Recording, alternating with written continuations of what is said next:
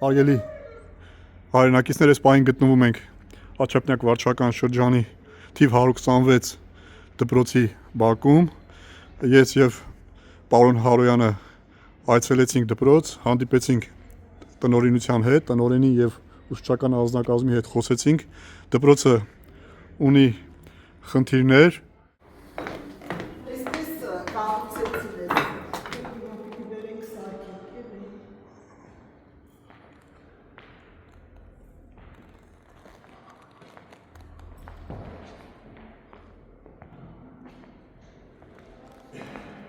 ապակիների վիճակն է ժողովուրդ։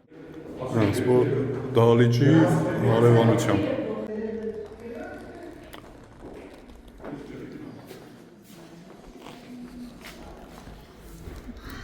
Ոստը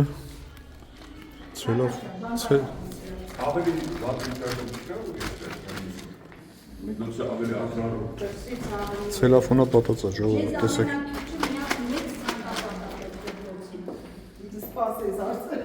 Տեսեք ցելոֆոնը պատա ժողովուրդ, նայեք դպրոցի պատուհանները, տեսեք ցելոֆոնը պատա։ Ցելոֆոն են արել, որ ինչ որ մի ձև, սա երկրորդ հարկն է։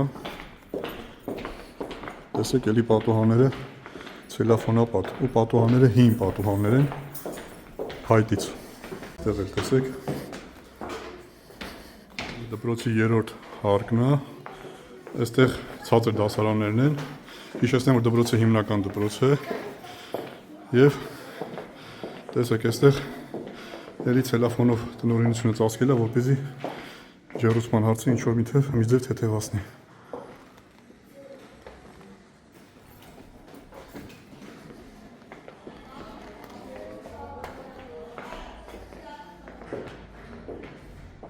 Պարոն Հարոյան,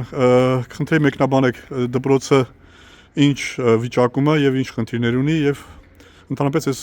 մի քանի րոպեն խնդրի ամփոփեք դպրոցի տնօրենի հետ նաեւ մեր հանդիպումը։ Հերթական ցավալի փաստ ենք նշում, որ Երևանում հանրակրթական դպրոցները բազմաթիվ խնդիրներ ունեն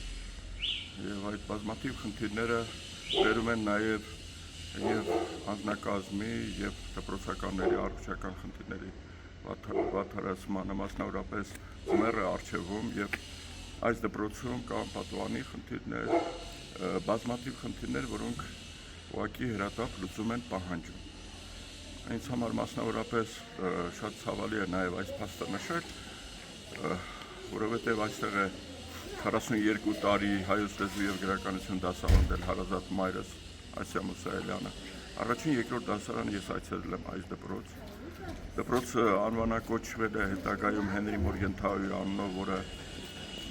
Ամերիկայի դեսպանն էր ցեղասպանության տարիներին Թուրքիայի Օտոմանյան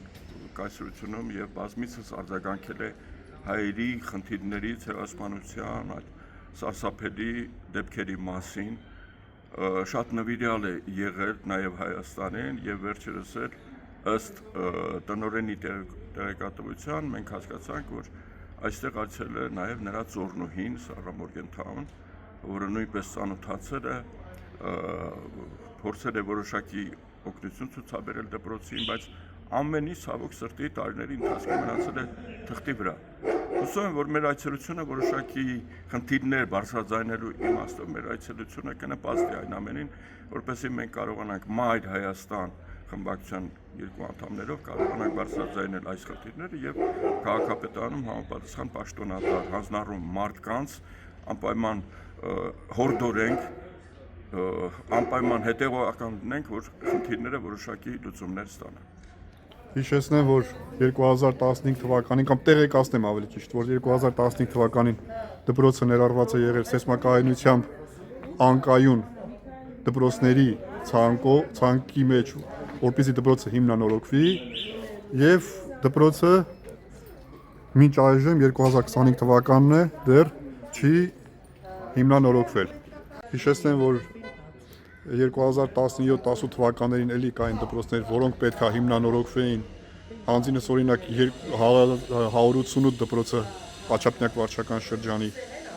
Գևորգ Չավոշի անվան դպրոցը, որը պետք է հիմնանորոգվեր ու էլի չի հիմնանորոգվել, եւ 126 դպրոցը, այս դպրոցը, որը պետք է էլի վերանորոգվեր վերնշված իմ ասած ծրագրով ելի չի հիմնանորոգվել եւ գտնվում է շատ վատ վիճակում։ Դե ասեմ, որ դպրոցը ունի 190 աշակերտ, սակայն հնարավորությունները շատ ավելին են։ Այստեղ ժամանակին 1000-ի չափ աշակերտ է սովորել։